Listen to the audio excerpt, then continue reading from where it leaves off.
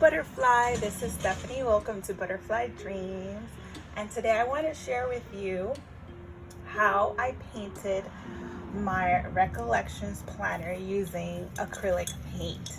Oh my gosh, this was so fun. So let me show you. I have a very quick flip of this planner, which is housing my B6 Stalogy, and I adore how it came out.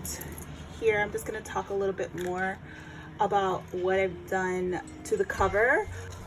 So this little pouchy pouch that I love was created by my friend Liz, who is very crafty, and she is so darling, and so I really treasure this little guy. And then I added the Simply Gilded enamel pin to it that I thought went perfectly with it, and this was a gift from my tia Carla. So of course all of the stuff that I treasure. So let's discuss this planner. As you can see, look at all the goodness. Love it. And look at the back.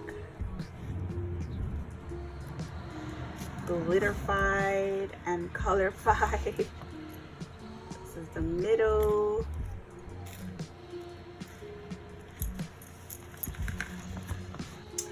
I want to show you the products that I use for this.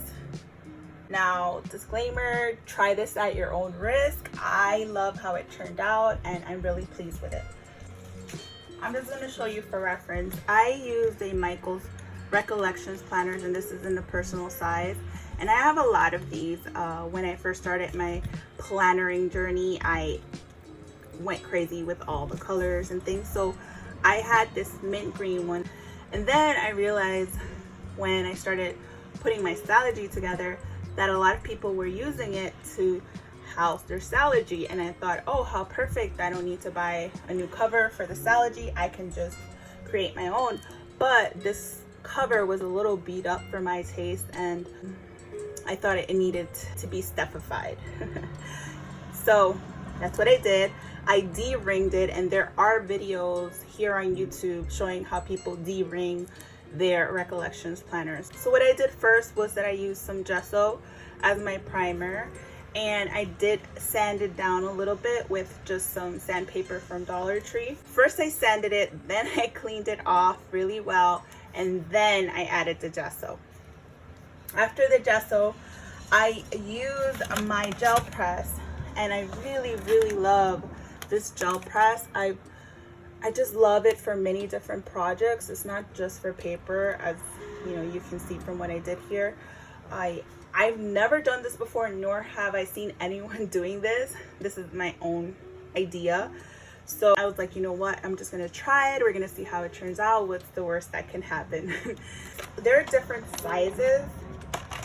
Let me see what size this is. This is the 5x7 size, which is pretty good for this. I do want to get a bigger size in the future because I like making custom paper with this.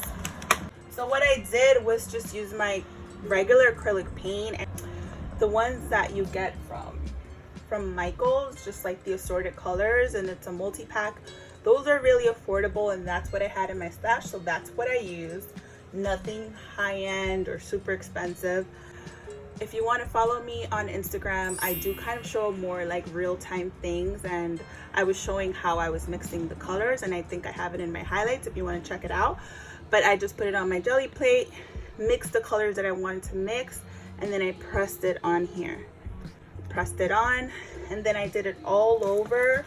The sides was, you know, was a little bit challenging, but I just kind of smeared color on there, and then that's what I did to the back as well. And then I thought, you know, I need this to seal. So I thought, I don't want to go out and buy things. Like, I really want to use what I already have. So I thought, hey, Mod Podge for the win, right? But you can also find this size at Dollar Tree. I think I used a gloss version. This is the matte version. And while the Mod Podge was drying, or like starting to dry, I just sprinkled some glitter. I didn't know if it was gonna actually stay or if it was just gonna fall. I will tell you that there tends to be fallout here and there, but since I was just trying it, I'm okay with it like not being super permanent and like falling off here and there. I'm okay with that. Maybe if I would have done it like while the Mod Podge was wet, it would have worked a little better. But like I said, just trying things and seeing how they worked, and I love how it turned out. I love it so much. I didn't do the inside, but I like just the cover being, you know, all that colorful goodness. The holes are right here, and then I just used this piece of vinyl. It's the vinyls that you use for like your cutters, but instead of like removing the backing, I left it on the paper, and so that I can just use it if I want to in the future or switch it out. And it covers it so nicely, and it goes with my color scheme, and it turned out beautifully. And then this is my Stalogy. I have like a little flip of it on my channel if you want to check it out.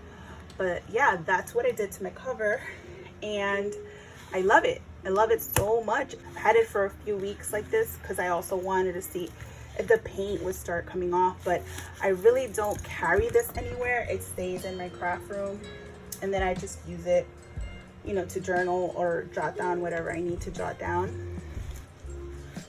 And that's it.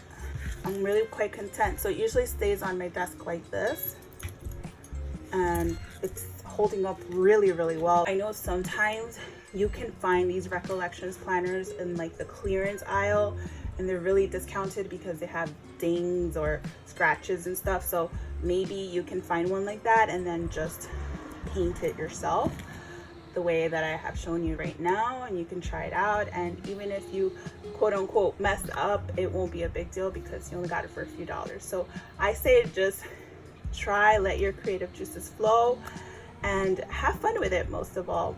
Thank you so much for watching this video. I hope you enjoyed it. Let me know if you want to know more details about what I have in this planner in the comments. Fly free. Bye.